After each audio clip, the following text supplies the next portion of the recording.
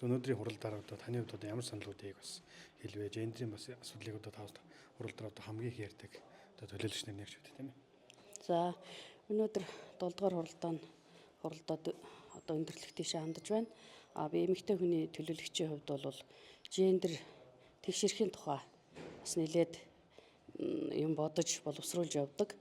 Гендер гэдэг асуудал бол одоо бүр дэлхийд даяар яригдж байгаа асуудал. Тийм болохоор Увс аймагт энэ гендер тэр тусмаа одоо их хүүхдийн эрүүл мэнд, их одоо эрүүл ээж хөтөлбөр, эрүүл их хөтөлбөрийг хэрэгжүүлж ажиллавал яасан юм бэ гэсэн ийм санаачлагыг бол би өөрөө бол бодож байна. Тэгэхээр 2026 онд энэ тал дээр нэлээд дөрвтэй арга хэмжээ авч ажиллана гэж иргэддээ хэлмээр байна.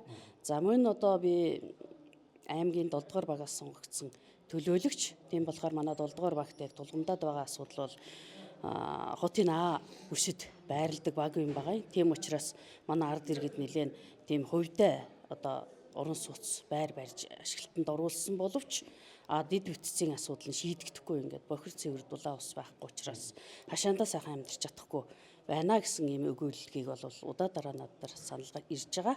Тийм болохоор энэ тал дээр бас 2026 оноос эхэлж энэ асуудал дээр нэлээд анхаарал хандуулж ажиллана. За баярлалаа. За баярлалаа.